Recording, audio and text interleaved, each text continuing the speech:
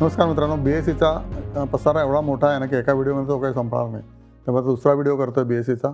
Okay. तेव्हा BSEची market cap आहे 1.59 148 करोड म्हणजे 1.6 lakh crore. Okay. Current price आहे 3907 मे बी 3800 एका आठवड्यापूर्वी होती. बुक व्हॅल्यू 164 आहे. कारण लार्ज डिव्हिडंड देतात आहे, त्यामुळे बुक व्हॅल्यू कमी आहे. ROE आणि ROC बघा 50%च्या पुढे आहे. ROC इज 58%, ROE इज 44%, 44.8% आणि स्टॉक PE 64. महाग आहे का? तर अजिबात नाही. ओके. चांगले शेअर नेहमीच महाग असतात आणि हा समजा 3000ला आला तर ऑब्व्हियसली त्याची पी बाय येईल 50 किंवा 45.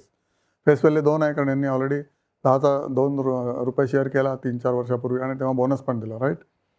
आणि हाय आता सध्या तर हाय आहे. ओके. इयरली हायला टच केला आणि लो किती होता बघा 2000, म्हणजे दुप्पट झाला शेअर एका वर्षामध्येच. This is what is the growth of BSE. Okay. 2025ला हा शेअर होता 2000ला, त्याच्या आधी होता 3000ला. ओके. 3000पासून 2000ला आला. बघा सगळं मार्केट पडलं त्यामुळे. तो कुठलाही चांगला शेअर पडतो का? तो नक्कीच पडतो. सगळे शेअर मार्केटमध्ये पडतात. कितीही उत्तम असो तो पडतोच पडतो. आता 2000पासून 4000ला झालेला आहे. हे जे ज्यांना कळलं नाही इक्वेशन मार्केटचं, तो नेहमीच मालामाल होत राहील आणि तो मार्केटमध्ये वाट बघेल. आपला प्रॉफिट मिळायची वाट बघेल. आता ज्यांनी इथे घेतलेलं आहे 2000ला, ऑब्व्हियसली त्याला जर वाटलंच की आता परत तो 3000ला येणार, तो विकेल इथे 4000ला नक्कीच विकेल. ओके. आणि परत तो 2000ला उचलेल, कारण कंपनी चांगली आहे. किंवा 3000ला उचलेल, right. So this is what is the chart of BSE for 1 year. Okay. आणि गोइंग फॉरवर्ड तुम्ही अजून जर बघितलात मोठा चार्ट, तर तुम्ही बघाल मालामाल झाले लोक. 5 वर्षाचा चार्ट बघा तुम्ही. 5 वर्षामध्ये BSE 2021ला 199 रुपये होता. मग 100 रुपयाचे 4000 रुपये झालेत. जर तुम्ही कोविडच्या नंतर घेतला असता तरीसुद्धा that is the potential of BSE, MCX आणि NSE. जे एक्सचेंज टाईपच्या कंपन्या आहेत ना, त्याच्यामध्ये PTC इंडिया पण येते, त्याच्यामध्ये IEX पण येतं, त्याच्यामध्ये ऑल प्लॅटफॉर्म कंपनीज आहेत. ओके. PB फिनटेक पण येतं. प्लॅटफॉर्म कंपन्या सगळ्या सेम कॅटेगरीमध्ये येतात. ओके. BSE त्यातली टॉप रनर आहे. आणि बघा 100चे 200 झाले, 280 झाले, 300 झाले, तिप्पट झाले. नंतर परत खाली आला, 153ला आला. ओके. परत वरती गेला, परत खाली आला, परत वरती, परत खाली, राईट. तर हा जर्नी ज्याला कळला स्टॉक मार्केटचा, आणि हे this is what is stock market nature. वाढणे, पडणे, वाढणे, पडणे आणि इफेक्टिव्हली वाढणे for the good company. Okay. वाढणे forever, may be next 15 years, 20 years. आणि त्यानंतर BSEला अजून 4 कॉम्पिटिशन झाल्या, तर ऑब्व्हियसली BSE आणि NSE both will come down. पण एक्सचेंज काढणं काही सोपं नाही. याला एंट्री बॅरियर आहे. एक्सचेंज काढणं काही अजिबात सोपं नाही, right. May be after 10 years अनंतर exchange might come. Okay. NSE आणि BSEला कॉम्पिटिशन द्यायला. पण इट्स रेअर. प्रत्येक देशामध्ये टिपिकली 1 ते 2च एक्सचेंजेस असतात, त्याहून जास्त नाही. त्यावेळेला कॉम्पिटिशन फक्त NSEची आहे. ओके. त्यामुळे we are talking about this share. Okay. Peer comparison काय आहे बघा, हे कंपॅरिझन दिलेलं आहे. MCX आहे, इंडियन एनर्जी एक्सचेंज, आणि त्यानंतर अजून NSE येऊ शकते. ओके. क्वार्टरली रिझल्ट तुम्हाला मी ऑलरेडी दाखवलं आहे. ओके. जोरदारच क्वार्टर रिझल्ट. OPM त्यांचं 4% होतं 2023ला, आणि ते आता 78% झालेलं आहे. आणि मध्ये तर 100% पण होतं. Okay. Every quarter depends OPM based on the number of transactions, आणि बुल मार्केट आहे का बेअर मार्केट आहे, थोडं बहुत त्याच्यावर अवलंबून असतं. ओके. प्रॉफिट बघा क्वार्टरली कसा वाढलेला, इयरली प्रॉफिट कसा वाढला बघा. 2015पासून दाखवत आहे. 15पासून ते 26पर्यंत 221 कोटी होता प्रॉफिट 2015ला. ओके. त्यानंतर 212, 276. तेव्हा काही लोक म्युच्युअल फंडकडे किंवा इक्विटीकडे आले नाही. आले कधी? 2020ला आले. ओके. इथे आले. त्याच्यामुळे इथून जे जम्प झाला तिप्पट. ओके. नंतर परत स्टॅटिक, परत इथे तिप्पट. ओके. आणि परत इथे तिप्पट. Okay. Every 2 years it has tripled. That is the beauty of this business. After Covid thousands of people, crores of people came. Okay. 2 कोटी इक्विटी, DP जे होते ते 20 कोटी इक्विटी झाले. ओके. नेट प्रॉफिट त्यांचा केवढा वाढला बघा. 177 कोटीपासून ते 2500 कोटी, आणि पुढच्या 5 वर्षात 5000 कोटी होईल. Okay. Net profit. Dividend payout. Okay. They have given fantastic handsome dividend payout. आता थोडं कमी का दिलं आहे माहीत नाही. May be they R retaining money for expansion or something like that. आता डिव्हिडंड पण जबरी देतात आहे. ओके. आणि हे बघा, रिटर्न ऑन इक्विटी 20% होतं 10 वर्षाचं, 10 इयर्स ॲव्हरेज बघितलं तर 20% आहे. लास्ट इयर एका वर्षाचं 45% आहे. 3 वर्षाचं 36% आहे. कंपाऊंडेड प्रॉफिट ग्रोथ 10 वर्षाची 32% वाढले. 5 वर्षामध्ये बघितलं तर 68%, 3 इयर्समध्ये 124%. आणि आता आपण गोईंग फॉरवर्ड जर बघितलं तर this will remain at may be 150%. आणि सेल्सची ग्रोथ पण 10 वर्षात 23% पर ॲनम वाढले. 5 वर्षाचा डेटा बघितलं तर 50% आहे. नंतर 3 वर्षाचं बघितलं तर 74%. इथे जोरदार लोक आले कोविडनंतर. आणि ट्रेलिंग 12 मंथ्ससाठी 50%. मग एका वर्षामध्ये 50% ग्रोथ आहे. बघा आहात कुठे तुम्ही. आणि कॉम्पाऊंडेड प्रॉफिट ग्रोथ तर त्याच्यावर जास्तच आहे. 50% सेल्स ग्रोथ आणि प्रॉफिट ग्रोथ 79%. सेल्स ग्रोथ 3 वर्षाची 74%, profit growth 124%. This is the most ideal slide you can ever see in for the any of the company. Sales growth उत्तम, प्रॉफिट ग्रोथ त्याच्यापेक्षा उत्तम. त्या मानाने इथे 1 इयरची प्रॉफिट ग्रोथ, स्टॉकची प्रॉफिट ग्रोथ झालेली नाही. स्टॉकची ग्रोथ झालेली नाही आहे. स्टॉक मार्केट प्राईसची ग्रोथ या 2 वर्षात चांगली झाली. 5 वर्षाची आणि 3 वर्षाची उत्तम झाली. एका वर्षात प्रॉफिट 79% वाढला आणि मार्केट फक्त 78%च वाढलेलं आहे. It has not discounted future profitability of BSE which it should are discounted. त्यामुळे हा 100% तरी पाहिजे होता as of now, which is not there as of नाव.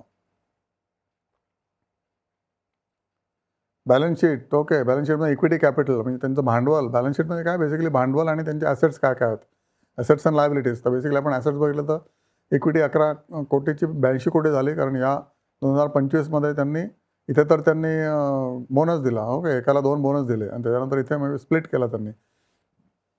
तुम्ही बघा डिटेल मला दाखवत नाही आहे, पण त्यामुळे इक्विटी परत वाढलेली. इथे बोनस दिला आणि इथे पण बोनस दिला. 2दा बोनस दिला आय सपोज.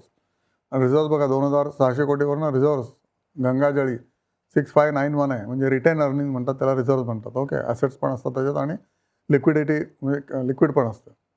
म्हणजे बँक एफडीज वगैरे वगैरे इन्व्हेस्टमेंट्स आणि अदर. हे बॉरोईंग शून्य बॉरोईंग असलेली कंपनी आहे. Okay, 0. There is no loan on BSE.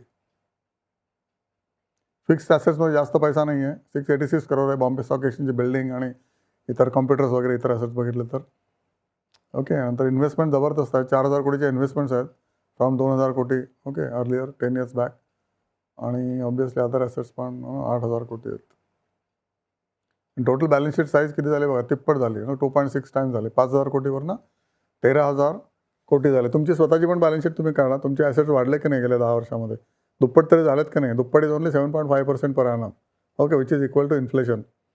You are just growing okay if your balance sheet म्हणजे तुमचे ॲसेट्स जर 7.5% पर इयरने वाढले असतील तर. जर वाढले नसतील तर you are doing very bad आणि you will not be able to cope up with inflation going forward. कारण तुमची सॅलरी तर 5-7% वाढणार आहे. ओके, ते तुमचे पैसे इन्फ्लेशनमध्येच खर्च होतील आणि पुढे गोईंग तुमच्या रिटायरमेंटनंतर तुम्हाला इन्फ्लेशन फाईट करताच येणार नाही. त्याच्यासाठी तुम्ही मार्केट करायला पाहिजे. त्याच्यासाठी हा चॅनल बघायला पाहिजे आणि इन्व्हेस्टमेंटचे धडे घ्यायला पाहिजे. धडे घ्या, अभ्यास करा. Obviously you will be the winner in may be next 2 to 3 years or 5 years. 10 वर्षात तर तुम्ही मालोमाल व्हाल. माझ्या अनुभवापासून तुम्ही सांगते 10 ते 20 वर्ष.